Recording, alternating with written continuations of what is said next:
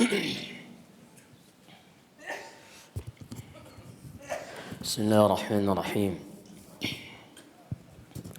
السلام عليكم ورحمة الله وبركاته. إن الحمد لله نحمده تعالى ونستعينه ونستغفره ونعوذ بالله من شرور أنفسنا ومن سيئات أعمالنا. من يهده الله فلا مضل له ومن يضلل فلا هادي له. أشهد أن لا إله إلا الله وحده لا شريك له وأشهد أن محمدا عبده ورسوله صلى الله وسلم وبارك عليه وعلى آله وأصحابه ومن تبعهم بإحسان إلى يوم الدين. أما بعد. Ikhwani wa akhawati jamaah salat maghrib yang dirahmati Allah subhanahu wa ta'ala.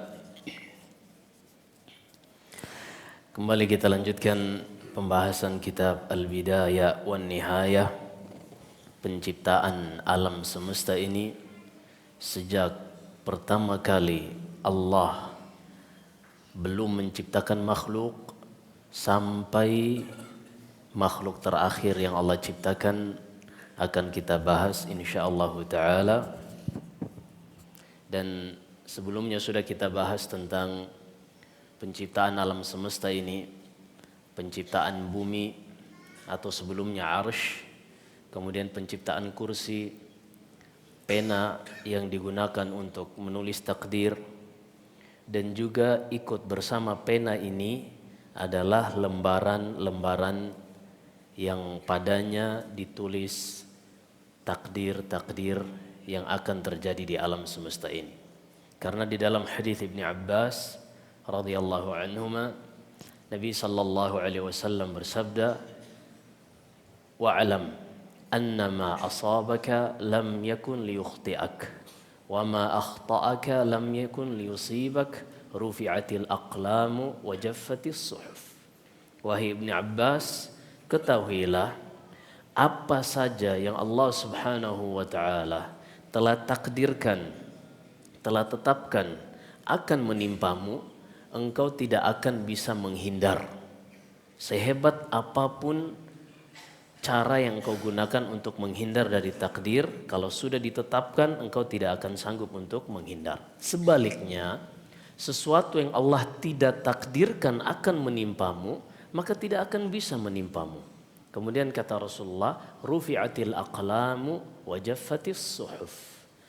Pena-pena yang digunakan untuk menulis takdir sudah diangkat, dan lembaran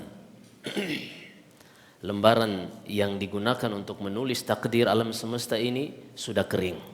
Artinya tidak akan ada perubahan lagi pada apa yang Allah Subhanahu wa taala telah tetapkan. Lalu bagaimana dengan sabda Nabi sallallahu alaihi wasallam, la yaruddul qadar illa du'a. Tidak ada yang bisa menolak takdir kecuali doa. Bagaimana mengompromikan antara hadis yang kita sebutkan dari Ibnu Abbas tadi dengan hadis yang ini, dan juga sabda Nabi sallallahu alaihi wasallam dalam Sahih Bukhari, dalam riwayat Imam Ahmad dan selainnya, man arada an yubsata lahu fi rizqihi wa yunsa'a fi atharih falyasil rahimah. Barang siapa yang ingin dilapangkan rezekinya, dipanjangkan umurnya, hendaknya dia menyambung tali silaturahim. Berarti ada perubahan. Sementara Nabi sallallahu alaihi wasallam mengatakan dalam hadis tadi, rufi'atil aqlam wa jaffatis suhuf. Telah tetap takdir yang Allah Subhanahu wa taala tuliskan.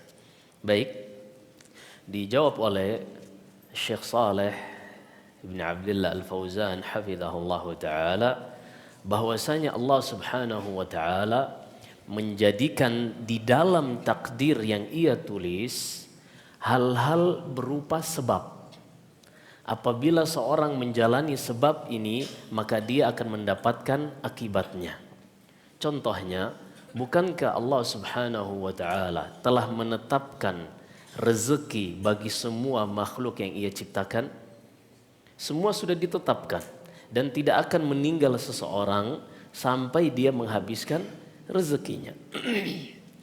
Tapi apakah orang hanya akan berdiam saja menantikan rezeki itu datang ke rumahnya, ataukah dia harus menjalani sebab?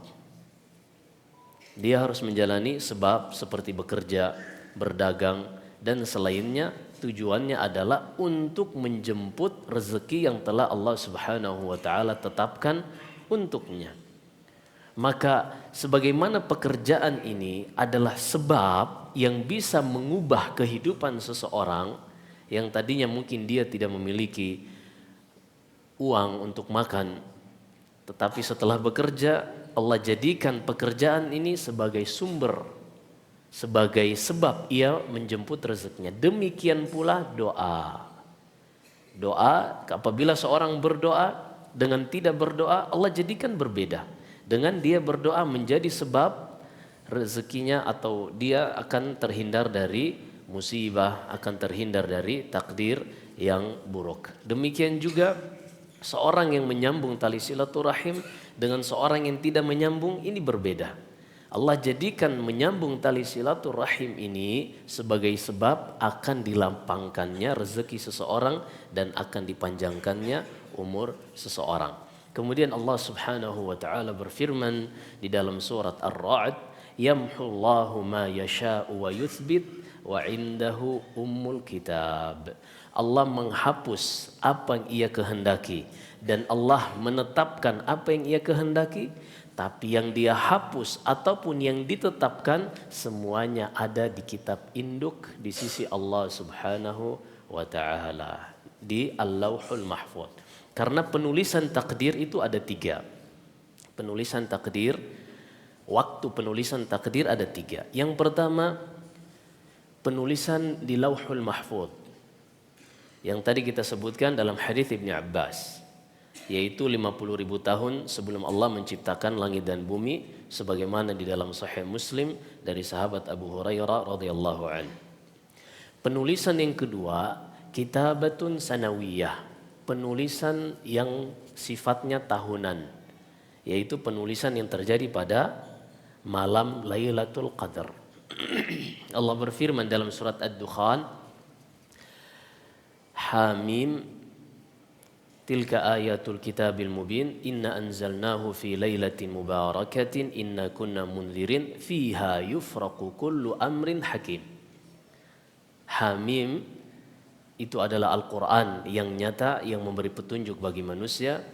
Sesungguhnya kami menurunkannya di malam yang penuh berkah. Malam apa itu? Allah berfirman di surat Al-Qadar, inna anzalnahu fi lailatul qadar. Di malam Lailatul Qadar. Apa yang terjadi di malam Lailatul Qadar ini? Kata Allah, fiha yufraqu kullu amrin hakim. Pada malam itu dicatat semua yang akan terjadi pada tahun yang akan datang. Dan dari Ibnu Abbas diriwayatkan nama-nama orang yang akan berhaji pada tahun akan datang telah dicatat pada malam Lailatul Qadar. Telah dicatat di malam Lailatul Qadar. Baik. Intinya apa yang Allah hapus atau apa yang Allah tetapkan semuanya telah tetap di sisi Allah di kitab induk di Lauhul Mahfuz. Baik. Setelah itu kita telah sebutkan tentang penciptaan bumi selama 4 hari, kemudian Allah menciptakan langit selama 2 hari, sehingga genap semuanya berjumlah 6 hari. Allah berfirman di dalam surat Al-Hadid, huwa alladhi khalaqas samawati wal arda wa ma bainahuma fi 6 ayyamin thumma istawa 'alal 'arsy. Huwa alladhi khalaqas samawati wal arda fi 6 ayyamin thumma istawa 'alal 'arsy. Dialah Allah Subhanahu wa taala yang telah menciptakan langit dan bumi dalam 6 hari. Di sini disebutkan secara global 6 hari dan kita sudah sebutkan rinciannya yang Allah sebutkan di dalam surat Fussilat, bahwasanya 4 hari penciptaan bumi, 2 hari penciptaan langit, dan ini kita sudah lewati pada pertemuan sebelumnya.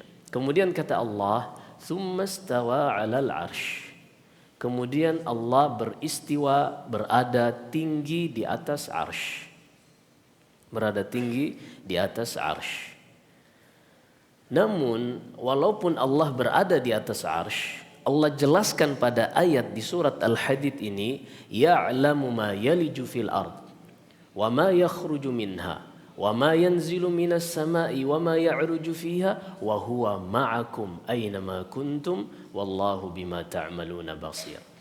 Allah berada di atas arsy, kemudian kata Allah, Dia mengetahui apa yang masuk ke dalam bumi berupa biji-bijian yang jatuh dari pohon kemudian tertutup tanah, ataukah manusia atau hewan yang mati kemudian dikubur. Allah mengetahui semuanya. Atau apa yang keluar dari bumi ini, tumbuh-tumbuhan ataupun yang lainnya. Kemudian Allah mengetahui apa yang naik ke atas langit berupa malaikat dan amalan-amalan anak Adam, dan apa yang turun dari langit berupa malaikat dan hujan. Kemudian kata Allah, wa huwa ma'akum, dan Allah selalu bersama kalian dimanapun kalian berada. Sebagian orang mengatakan dalil huwa ma'akum dan Allah bersama kalian berarti Allah berada di mana-mana. Sebagian orang mengatakan seperti ini, Allah berada di mana-mana dengan dalil wa huwa ma'akum dan Allah bersama kalian. Padahal di dalam ayat ini, di dalam surat Al-Hadid ayat yang keempat ini, di paling atas halaman sebelah kiri, Allah Subhanahu wa taala berfirman, Dialah yang menciptakan langit dan bumi dalam 6 masa, 6 hari. Kemudian Allah beristiwa di atas arsy, Dia mengetahui apa yang ada di bumi, yang masuk atau apa yang ada di langit, yang naik ke langit atau turun dari langit. Wa huwa ma'akum, dan Dia bersama kalian. Perhatikan di sini Allah sebutkan Ia berada di atas langit, dan Allah sebutkan Dia bersama kalian. Dari sisi apa? Allah mengetahui apa saja yang terjadi di alam semesta ini. Jadi bukan Allah bersama makhluknya dengan zatnya. Ini adalah aqidah hululiyah. Ini bukan aqidah ahli sunnah wal jamaah. Aqidah ahli sunnah wal jamaah, mereka mengompromikan antara ayat-ayat ini dan mereka tidak melangkahi, tidak lancang untuk mendahulukan akal mereka dari ayat-ayat Al-Quran. Seperti apa ayat Al-Quran? Allah sebutkan Dia berada di atas arsy dan Dia mengetahui apa yang ada di muka bumi dan Dia bersama kalian. Allah sebutkan di dalam surat Al-Baqarah, wa idza sa'alaka ibadi anni fa inni qarib. Apabila hamba-hambaku bertanya kepada engkau wahai Muhammad tentang Allah, katakanlah bahwasanya aku dekat. Seperti apa kedekatan Allah ini? Apakah dengan zatnya? Ternyata bukan. Allah sebutkan, ujibu da'watad da'i idza da'an. Aku menjawab, aku mengabulkan doa seorang yang berdoa ketika dia berdoa. Allah berada di atas arsy, di atas langit yang ketujuh. Kemudian hambanya berada di bumi, berada di dalam rumahnya, dia berdoa, Allah mendengar doanya dan Allah mengabulkan doanya. Bukankah ini kedekatan Allah dengan hamba-hambanya? Allah mengetahui apa yang dilakukan hamba-hambanya. Bukan Allah menyatu dengan hamba-hambanya dengan zatnya. Sebagaimana sebagian kelompok-kelompok yang telah dinyatakan sesat oleh para ulama, di antara mereka ada yang bernama Ibnu A'rabi. Dia mengatakan, ma wara'a thawbi hadza illahu. Tidaklah yang berada di balik jubahku ini melainkan Dia. Dia mengatakan sudah menyatu dengan Allah Subhanahu wa taala. Nas'alullah as-salam wal afiyah. Ini lebih buruk dari akidah orang-orang Nasara. Kenapa? Karena orang-orang Nasara menyatakan Allah masih berada pada Isa bin Maryam, hamba yang mulia yang diberi rekomendasi oleh Allah Subhanahu wa taala. In huwa illa abdun an'amna alaihi wa ja'alnahu mathalan li bani Israil. Dia adalah seorang hamba yang kami beri nikmat. Dia seorang hamba yang Allah angkat jadi nabi dan rasul. lebih mulia. Tapi orang-orang ini mereka mengatakan si fulan manusia yang tidak jelas dari mana dia mempelajari ayat-ayat Allah, tapi ternyata dia sederajat atau menyatu dengan Allah Subhanahu wa taala. Ini kekufuran yang nyata, wal'iyadu billah. Baik, ini kita sudah selesai dari penciptaan arsy, kursi, pena penulis untuk menulis takdir, kemudian bumi dan langit. Kita lanjutkan dengan penciptaan malaikat, jin, dan manusia. Dari sisi urutan, malaikat lebih dahulu diciptakan dari jin, dan jin lebih dahulu diciptakan dari manusia. Nabi SAW bersabda di dalam Sahih Muslim, khuliqatil jannu atau khuliqatil malaikatu min nur wa khuliqatil jannatu min marijin min nar wa khuliqa adamu mimma wusifa lakum. Malaikat diciptakan dari cahaya, jin diciptakan dari api yang bergejolak, dari percikan api yang bergejolak. Adapun Adam, yaitu manusia, Allah ciptakan sebagaimana yang ia sebutkan di dalam Al-Quran. Dan kita akan bahas insyaallah ta'ala. Yang pertama, sesuai dengan urutan penciptaan malaikat. Lafaz malaikat sendiri berasal dari lafaz jama'. Asalnya adalah malak. Jadi bentuk jamaknya adalah malaika, bentuk tunggalnya malak. Allah sebutkan tentang malaikat pencabut nyawa itu hanya satu. Malaikat pencabut nyawa hanya satu di dalam surat As-Sajdah, qul yatawaffakum malakul maut. Katakanlah wahai Muhammad kepada mereka, yang akan mewafatkan kalian adalah malakul maut. Dan ini nama yang Allah berikan kepada malaikat ini, bukan Israfil. Adapun Israfil tidak ada dalil yang sahih yang menyatakan bahwasanya nama malaikat pencabut nyawa adalah Israfil. Yang ada adalah Israfil. Dan ini kita akan bahas tentang malaikat Israfil bersama Jibril dan Mikail insyaallah ta'ala. Siapa nama malaikat pencabut nyawa? Namanya sebagaimana yang Allah sebutkan, malakul maut. Malak ini bentuk tunggal. Asalnya adalah maklak dari lafaz aluka yang artinya risalah, utusan. Ini dari sisi bahasa. Kemudian malaikat ini Allah Subhanahu wa taala ciptakan khusus untuk menaati perintah Allah dan tidak pernah bermaksiat kepada Allah.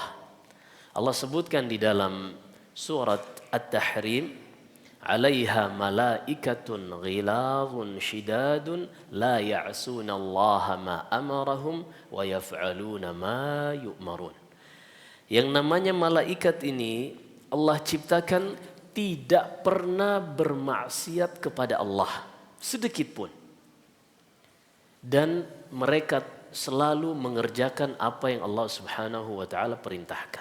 Ini malaikat. Pertanyaannya, apakah ada manusia yang tidak pernah bermaksiat kepada Allah? Atau yang tidak pernah terbetik di dalam dirinya untuk bermaksiat kepada Allah? Ada tidak? Tidak ada. Jawabannya ada. Jawabannya ada. Disebutkan di dalam Al-Quran di surat Maryam. Dia adalah Yahya ibnu Zakaria. Allah Subhanahu wa taala berfirman, "Ya Yahya khudhil kitaba biquwwatin wa atainahu al-hukma sabiyya wa hananan min ladunna wa zakatan wa kana taqiyya wa barran biwalidayhi wa lam yakun jabbaran 'asiyya." Dan dia ini, Yahya kata Allah, bukanlah seorang yang bermaksiat kepada Allah Subhanahu wa ta'ala. Kata para ulama, tidak terbesik di dalam dirinya untuk melakukan maksiat. Ini Yahya ibni Zakaria alaihimassalam. Baik. Adapun selainnya, mereka melakukan dosa, melakukan kesalahan, termasuk para nabi dan rasul, termasuk ulul azmi.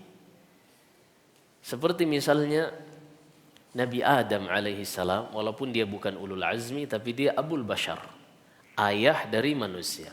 Dia melakukan kesalahan, dosa, yang sampai hari ini doa Nabi Adam yang diilhamkan oleh Allah kita terus membacanya, yaitu Rabbana zalamna anfusana wa illam taghfir lana wa tarhamna lanakunanna minal khasirin. Ini adalah kalimat yang Allah Subhanahu wa taala ilhamkan kepada Adam dan Hawa ketika mereka sudah diusir ke bumi ini. Baik, nanti akan ada pembahasan tentang Adam alaihi salam. Kita lanjutkan pembahasan tentang malaikat. Allah Subhanahu wa taala menciptakan malaikat ini dengan wujud yang berbeda dari manusia. Di dalam surat Fatir ayat 1 Allah berfirman, Alhamdulillahi fatiris samawati wal ardi ja'ilil malaikati rusulan uli ajnihatin mathna wa thulatha wa ruba'. Segala puji bagi Allah Subhanahu wa taala yang menciptakan langit dan bumi dan menjadikan malaikat sebagai rasul. Rasul artinya utusan. Utusan, dan ini nanti akan menjadi sedikit rahasia. Kenapa Allah berfirman ketika ingin mengabarkan akan menciptakan Adam yang dikabari adalah malaikat. Wa idz qala rabbuka lil malaikati inni ja'ilun fil ardi khalifah. Ketika Allah berfirman kepada para malaikat, aku akan menjadikan manusia yang memakmurkan bumi ini sebagai khalifah. Kenapa kepada malaikat? Padahal Allah memiliki makhluk lain. Karena ada rahasia bahwasanya akan ada ikatan yang erat antara malaikat dengan manusia. Sehingga dengan diberitahukan ini, para malaikat pun lebih bersiap. Baik. Allah Subhanahu wa taala menciptakan malaikat ini, katanya di dalam surat Fatir tadi, dan Allah menjadikan malaikat sebagai rasul, utusan, uli ajniha, yang memiliki sayap, masna, dua pasang, thulas, waruba, 3 pasang dan 4 pasang. Ada tidak malaikat yang sayapnya lebih dari 3 pasang ini? Jawabannya ada. Dia adalah Jibril alaihi salam. Dan Nabi sallallahu alaihi wasallam tidak pernah melihat malaikat Jibril dalam wujud aslinya kecuali hanya 2 kesempatan. Selebihnya Nabi Jibril alaihi salam datang dalam wujud manusia. Seperti ketika ia datang kepada Nabi Ibrahim alaihi salam. Ia datang bersama Mikail dan Israfil. Allah sebutkan di dalam surat Hud dan juga di dalam surat Adz-Dzariyat. Wa nabbihum an dhaifi Ibrahim idh dakhalu alaihi faqalu salaman qala salam fama labitha an jaa bi'ijlin hanith. Berikan informasi kepada mereka wahai Muhammad tentang kedatangan tamu Ibrahim. Ini di surat Al-Hijr, tamu Ibrahim alaihi salam. Ketika 3 orang malaikat ini, Jibril, Mikail dan Israfil, bertemu dengan Ibrahim, Ibrahim pun merasakan takut dan panik. Kemudian karena Ibrahim ini kedatangan tamu, dia pun waja'a bi'ijlin hanith. Dia mengambil seekor anak sapi disembelih untuk disuguhkan kepada tamunya sebagai adab akhlak Nabi Ibrahim alaihi salam. Anak sapi ini di dalam surat Adz-Dzariyat disebutkan bi'ijlin samin, yang gemuk. Di dalam surat Al-Hijr atau dalam surat Hud bi'ijlin hanith. Cara menyuguhkannya dengan dibakar.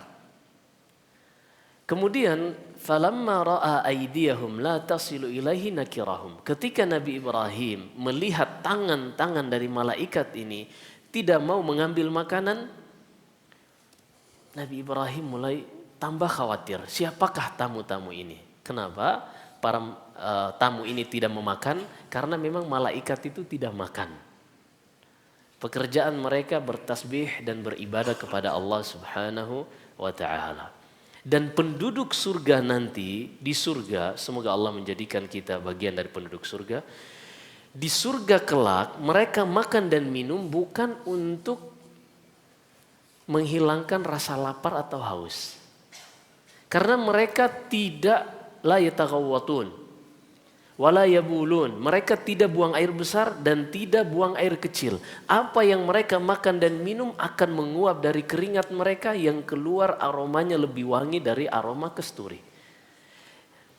Di surga seorang makan qutufu hadaniyah. Allah sebutkan di surat Al-Haqqah, buah-buah yang ada di surga itu pendek-pendek.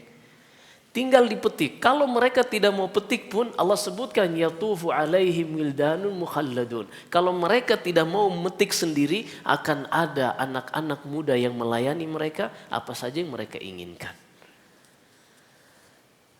Maka malaikat tidak makan sebagaimana manusia makan. Ketika itu Nabi Ibrahim semakin takut, lalu malaikat mengatakan, kami tidak diutus kepadamu, akan tetapi kami diutus kepada kaum yang berpendosa, yaitu kaumnya Nabi Lut alaihi salam. Baik. Malaikat Allah Subhanahu wa ta'ala ciptakan memiliki kemampuan untuk berubah wujud dengan izin Allah Subhanahu wa ta'ala. Sebagaimana tadi mendatangi Ibrahim, juga mendatangi Maryam. Jibril datang menemui Maryam. Allah sebutkan di surat Maryam, ketika Maryam ingin memfokuskan diri untuk beribadah, dia membuat sebuah tempat yang tidak dilihat oleh orang lain. Dia ingin fokus beribadah. Lalu tiba-tiba fatamassala laha basharan sawiyya. Datang Jibril alaihi salam menemui Maryam dalam wujud laki-laki yang sempurna. Ila akhirih, intinya yang kita ingin ketahui di sini bahwasanya malaikat Allah Subhanahu wa taala ciptakan dan memiliki kemampuan untuk berubah wujud sebagaimana manusia, tentunya dengan izin Allah Subhanahu wa taala. Dan Jibril alaihi salam yang pertama kali dilihat oleh Nabi sallallahu alaihi wasallam dalam wujud aslinya ketika beliau sedang berjalan, disebutkan di dalam Sahih Bukhari dari Abi Salamah bin Abdurrahman, dari Sa'id bin Jubair, dari Ibnu Abbas radhiyallahu anhuma, Nabi sallallahu alaihi wasallam dari Jabir bin Abdullah radhiyallahu anhuma, Nabi sallallahu alaihi wasallam yuhadditsu an fatratil wahyi. Ini disebutkan di dalam Sahih Bukhari dalam kitab Bad'il Wahyi. Ketika beliau sedang berjalan, tiba-tiba dia mendengar ada orang yang menyeru dari atas. Farafa'tu basari fa idza huwa malakun jalisun ala kursiyyin bainas sama'i wal ard. Aku mengangkat kepalaku ke atas dan melihat ternyata dia adalah malaikat yang menjumpaiku di Goa Hira ketika itu, dan Nabi sallallahu alaihi wasallam sebutkan lahu sittu mi'ati janahin qad saddal ufuq. Beliau memiliki 600 pasang sayap dan memenuhi cakrawala, menutupi antara bumi dan langit. Ini Jibril alaihissalam. Kesempatan yang kedua, Nabi sallallahu alaihi wasallam melihat Jibril dalam wujud aslinya pada peristiwa Mi'raj. Allah sebutkan di dalam surat An-Najm, walaqad ra'ahu nazlatan ukhra 'inda sidratil muntaha. Dan Nabi sallallahu alaihi wasallam juga sudah melihat Jibril pada kesempatan yang lain ketika di Sidratul Muntaha. Jibril alaihi salam makhluk malaikat yang sangat besar. Dan dia adalah malaikat yang paling terbaik. Ada malaikat namanya Hamalatul Arsh. Malaikat-malaikat yang ditugaskan memikul arsy Allah Subhanahu wa taala.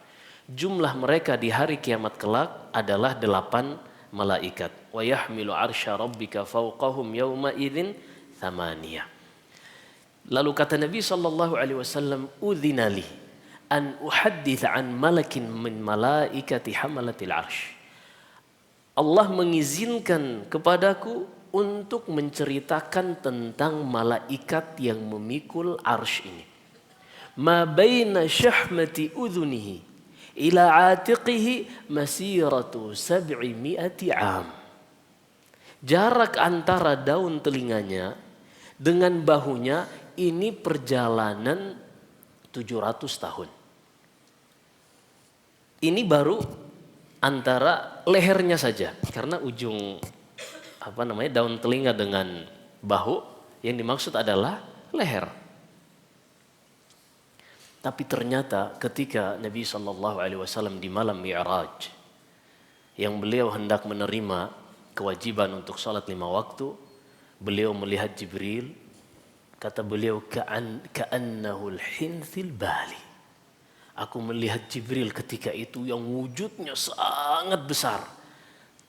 Tetapi ketika berdiri di hadapan Allah Subhanahu wa ta'ala, dia bagaikan kain lusuh, kain lama yang tidak berdaya sama sekali.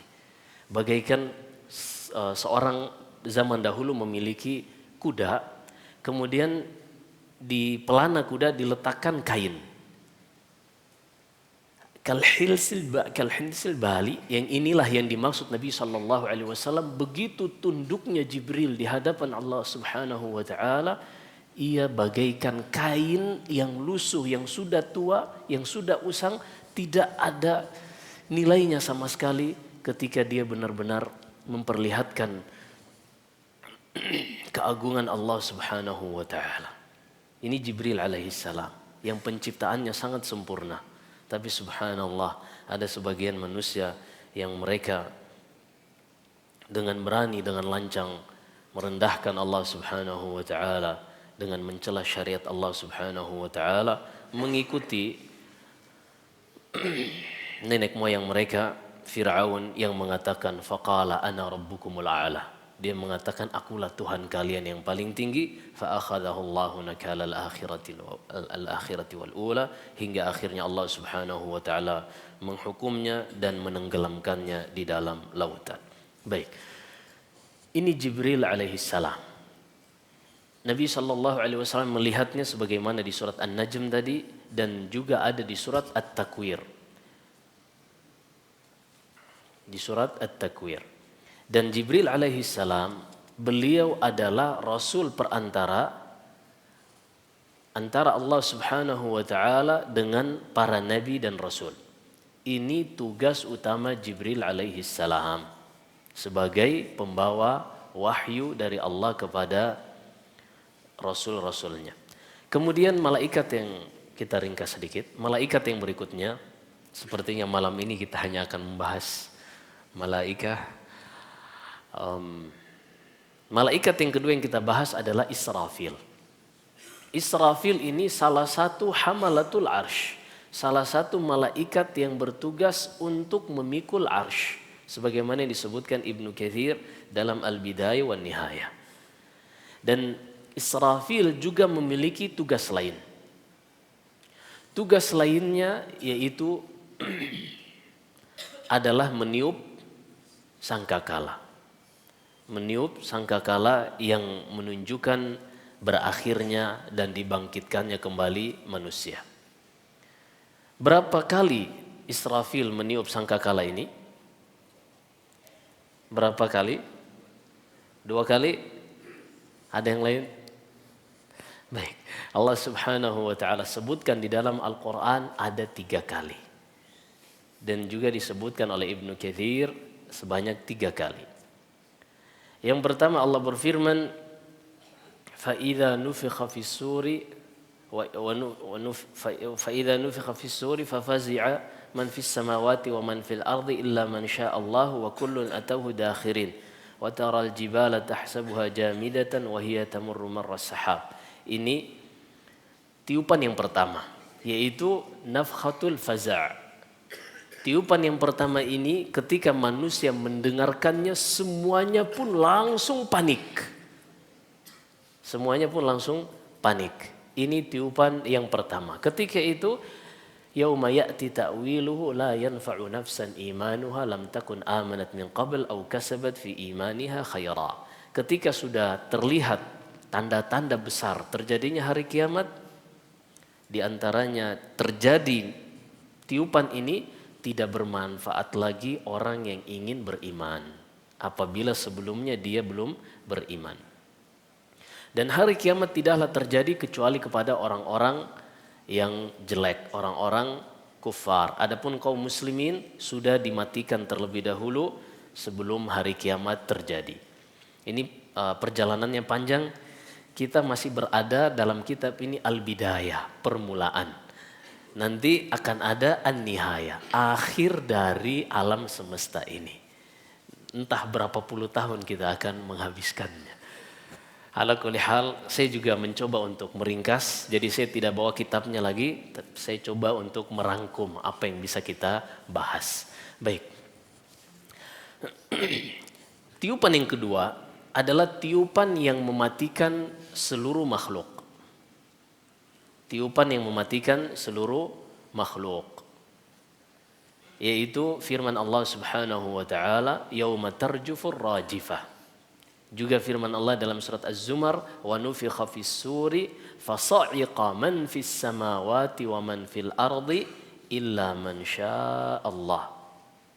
Dan apabila ditiupkan sangkakala ini, matilah semua, mati yang ada di langit maupun yang ada di bumi. Ibnu Katsir menyebutkan termasuk malakul maut dengan izin Allah Subhanahu wa taala, termasuk Jibril alaihi salam. Illa man syaa Allah, dikecualikan oleh Allah Subhanahu wa taala siapa-siapa yang Ia kehendaki. Kemudian setelah itu ada tiupan lagi, dan ini yang ketiga. Thumma nufikha fihi ukhra fa idahum qiyamun yanzurun. Dan ditiupkan sangkakala yang ketiga kali, yang tadinya semua mati, kembali mereka dibangkitkan, dan pada saat itulah mereka digiring ke mahsyar. Nas'allallahu assalamu wal afiyah. Baik. Ini malaikat Israfil. Nah, kita lupa sesuatu tentang Jibril. Tadi kita ingin sebutkan tapi terlewat. Jibril alaihissalam memiliki kemampuan untuk berubah sebagaimana wujud manusia. Dan kebanyakannya Jibril alaihissalam ketika datang kepada Rasulullah dalam wujud seorang sahabat. Siapa namanya? Jadi Nabi SAW setiap kali datang, di dalam hadis Aisyah, hadis Ibnu Umar dan selainnya, setiap kali datang Jibril ini menyerupai wajah seorang sahabat Nabi. Sahabat ini adalah utusan Nabi untuk mengantarkan suratnya ke negeri Romawi yang ketika itu rajanya adalah Flavius Heraclius Augustus yang dikenal dengan Herakl. Siapa sahabat tersebut? Namanya adalah Dihya ibni Khalifah al-Kalbi.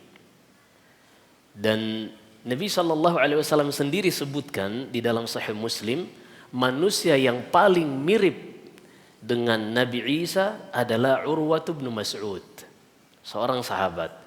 Dan yang paling mirip dengan Nabi Ibrahim adalah Nabi kita SAW. Dan yang wajahnya paling mirip dengan Jibril, Dihya ibni Khalifah al-Kalbi radhiyallahu an. Sehingga dia ini dijadikan sebagai permisalan di dalam ketampanan orang Arab. Dihya ibni Khalifah. Dan malaikat ini adalah simbol ketampanan. Bahkan di dalam surat Yusuf pernah dengar cerita yang istri dari sang raja mengurung Nabi Yusuf di dalam kamarnya, menutup semua jendela, menutup semua pintu, wa ghallaqatil abwab. Bahasanya bukan wa aghlaqatil abwab, bukan hanya menutup, tapi wa ghallaqat.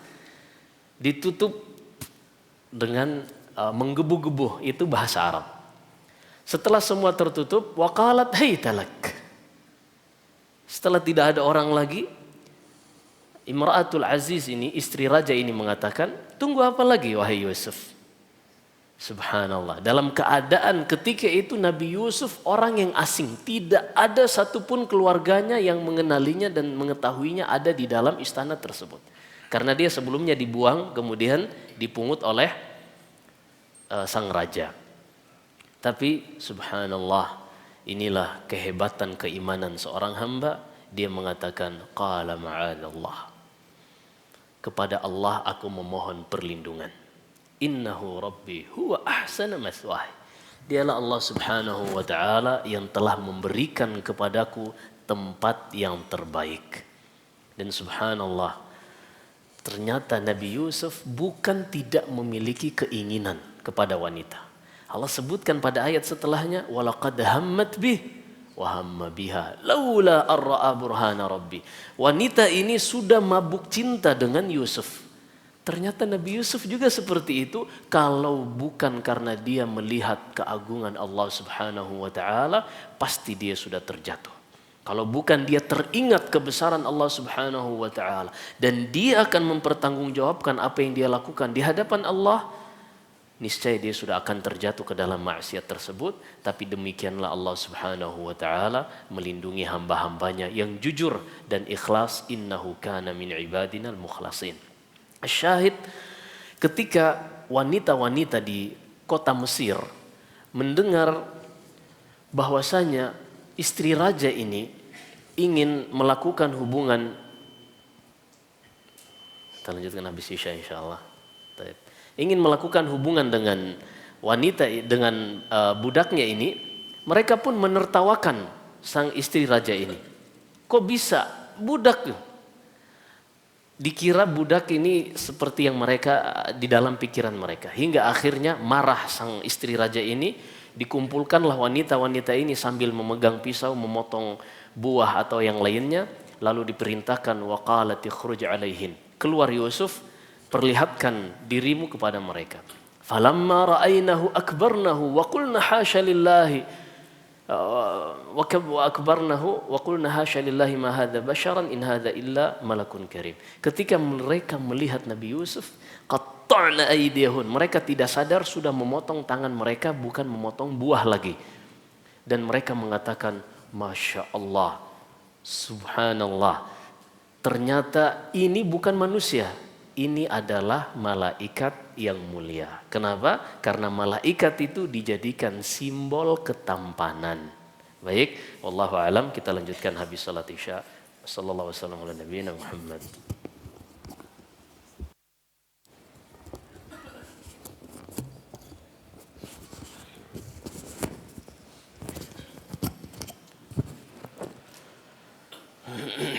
Bismillahirrahmanirrahim. Alhamdulillah wa sallallahu wa sallam wa baraka ala nabiyyina Muhammad wa ala alihi wa ashabihi wa man tabi'ahum bi ihsanin ila yaumiddin, amma ba'd. Kembali kita lanjutkan sedikit sebelum kita membuka tanya jawab. Malaikat yang berikutnya yang akan kita bahas adalah malaikat yang bernama Mikail. Mikail alaihi salam adalah malaikat yang Allah subhanahu wa ta'ala tugaskan untuk menjaga atau yang ditugaskan mengatur hujan dan tumbuh-tumbuhan, al-qatru wan nabat. Dan tiga orang malaikat yang kita sebutkan ini, tiga malaikat yang kita sebutkan yaitu Jibril, Israfil dan Mikail, Allah subhanahu wa ta'ala atau Nabi sallallahu alaihi wasallam ketika salat malam, salat lail, salat tahajud, beliau membaca doa iftitah dengan menyebutkan tiga malaikat ini. Dalam hadis Aisyah di Sahih Muslim, Aisyah ditanya bagaimana Nabi sallallahu alaihi wasallam membaca doa iftitah ketika beliau salat malam. Kata Aisyah, kana yaftatihu idza qama minal lail, Allahumma rabb Jibril wa Mikail wa Israfil, fatiras samawati wal ardi, alimal ghaibi wasyahada, anta tahkumu baina ibadika fima kanu fihi yakhtalifun, ihdini lima ikhtalafa fihi minal haqqi biidnik, innaka tahdi man tasha'u ila siratim mustaqim. Berbeda dengan doa iftitah ketika Nabi SAW salat berjamaah yang 5 waktu. Dalam hadis Abu Hurairah, Nabi SAW ditanya, innaka sakatta hunaiha. Ya Rasulullah, setelah engkau takbiratul ihram, engkau terdiam beberapa saat. Famadza taqul? Apa yang engkau baca? Lalu beliau mengatakan, Allahumma ba'id baini wa baina khatayai kama ba'adta bainal masyriq wal maghrib. Allahumma naqqini minal khataya kama yunaqqa thawbul abyadu minad danas. Allahumma ighsilni min khatayai bil ma'i wal thalji wal barad. Di dalam Sahih Bukhari dan Sahih Muslim. Juga Nabi SAW terkadang membaca doa iftitah yang lain, sebagaimana yang dirajihkan Imam Ahmad, Subhanakallahumma wa bihamdik wa tabarakasmuk wa ta'ala jadduk wa la ilaha ghairuk. Ini doa iftitah yang paling pendek. Dan juga yang dirajihkan madhab Syafi'i, Allahu akbar kabira walhamdulillahi katsira ila akhiri doa iftitah. Ini salat wajib. Salat 5 waktu. Atau salat-salat sunnah khusus untuk salat malam, Nabi SAW membaca doa tadi. Allahumma rabb Jibril wa Mikail wa Israfil, fatiras samawati wal ardi, alimal ghaibi wasyahada, anta tahkumu baina ibadika fima kanu fihi yakhtalifun, fima kanu fihi yakhtalifun, innaka tahdi man tasha'u ila siratim mustaqim. Disebutkan oleh Syekh Muhammad bin Shalih Al-Utsaimin, ada rahasia di balik penyebutan nama 3 malaikat ini. Karena seorang yang bangun tahajud setelah sebelumnya dia tidur, hakikatnya dia sedang menjalani kehidupan yang baru setelah sebelumnya kematian. Karena tidur adalah akhul maut. Tidur itu adalah saudara kematian. Dan 3 malaikat ini semuanya berkaitan dengan kehidupan. Jibril, dia ditugaskan untuk membawa wahyu. Dan wahyu ini Allah sebutkan ruhan min amrina. Wa kadzalika auhayna ilaika ruhan min amrina. Wahai Muhammad, demikianlah kami wahyukan kepada engkau ruh dari perkara kami. Allah sebut Al-Quran ini yang dengannya Jibril turun kepada Rasulullah SAW sebagai ruh. Sebagaimana jasad ini memiliki ruh, maka hati manusia juga memiliki ruh. Jasad untuk kehidupan yang lahiriah, seorang membutuhkan ruh, yang Allah berfirman di dalam surat Al-Isra, wa yas'alunaka 'anir ruh.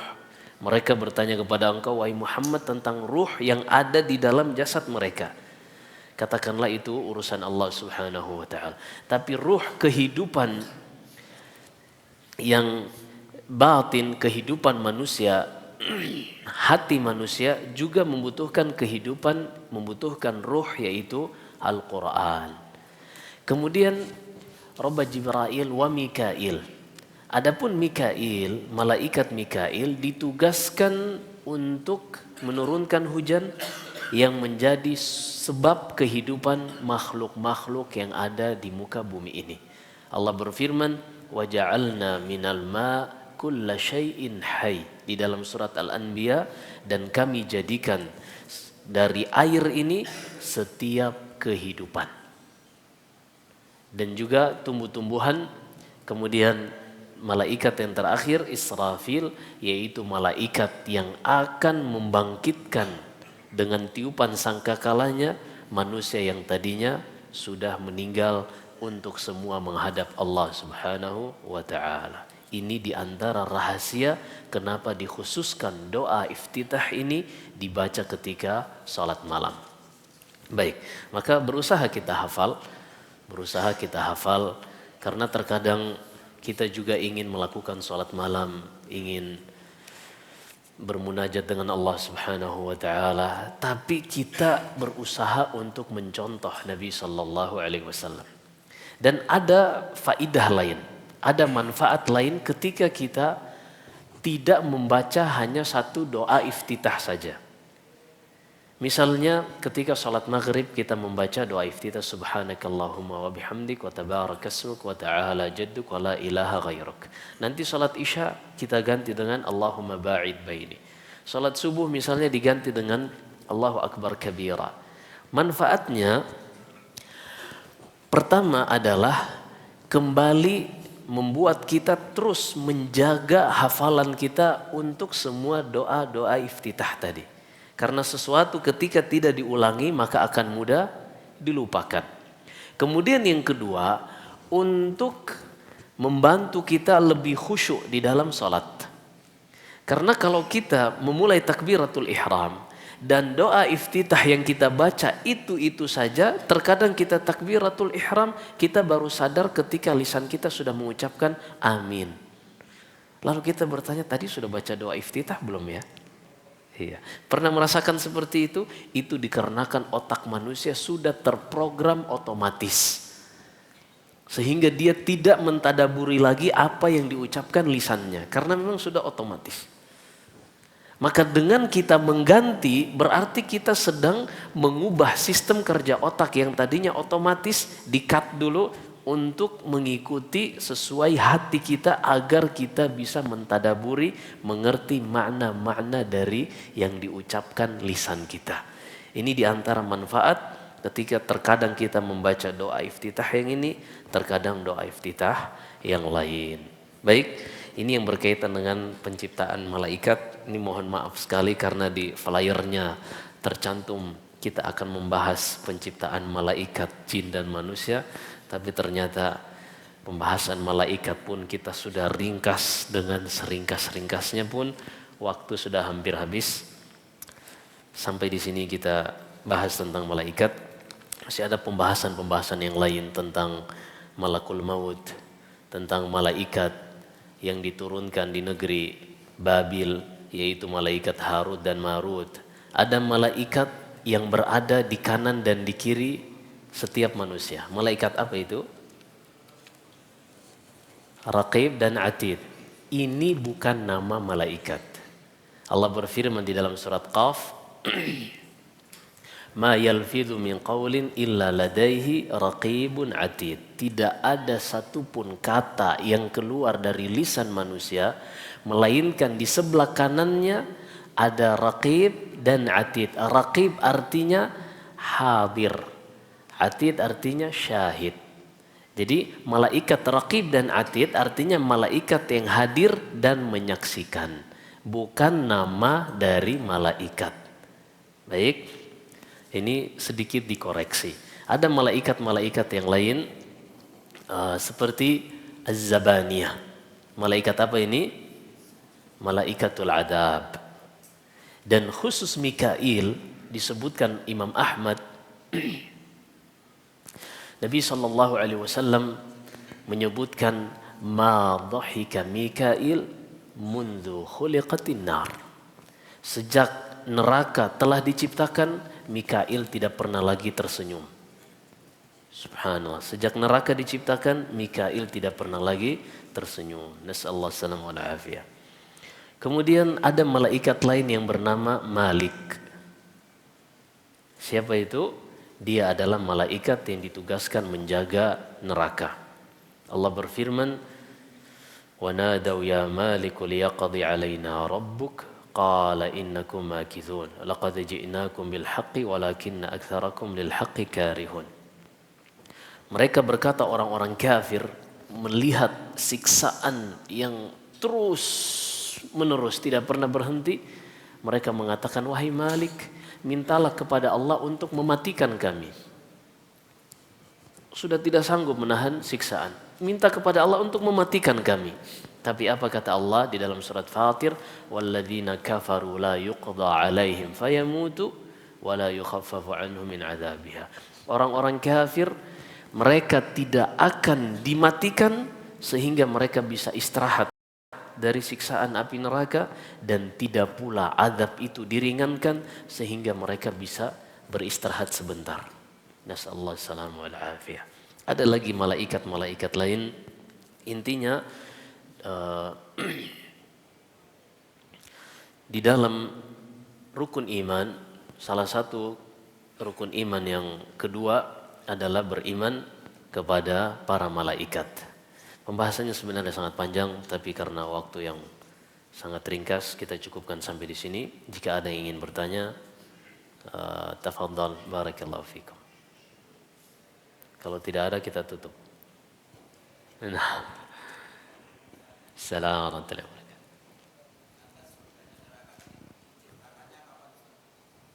Nah, surga dan neraka kapan diciptakan? Allah Subhanahu wa taala berfirman tentang surga di dalam surat Al-Baqarah, wa basyiril ladzina amanu wa 'amilus salihati anna lahum jannatin tajri min tahtiha al-anhar kullama ruziqu minha min thamaratin rizqan qalu hadza alladzi ruziqna min qabl wa utu bihi mutasyabiha wa lahum fiha azwajun mutahharah ila akhiril ayat. Di sebagian ayat Allah tutup uiddat lil muttaqin. Di surat Al-Imran wasari'u ila maghfirati min rabbikum, di akhir ayatnya uiddat lil muttaqin. Surga itu disediakan, diciptakan, sudah diciptakan bagi orang-orang yang bertakwa. Adapun kapan diciptakannya wallahu a'lam. Allahu a'lam. Tapi sudah diciptakan saat ini. Yang jelas diciptakan sebelum Adam alaihissalam diciptakan. Nanti insyaallah kita terus terang di buku Al-Bidayah wa Nihayah tidak disebutkan tentang penciptaan surga dan neraka. Baik, wallahu a'lam. Nanti insyaallah ana coba cari referensinya. Pertemuan berikutnya kita akan bahas tentang kapan diciptakannya surga dan neraka. Baik, cukup insyaallah. Kita tutup. Enggak ada lagi. Wa akhiru da'wana alhamdulillahi rabbil alamin wa sallallahu wasallam wa baraka ala nabiyyina Muhammad. Subhanakallahumma bihamdik asyhadu an la ilaha illa anta astaghfiruka wa atubu ilaik. Wassalamualaikum warahmatullahi wabarakatuh.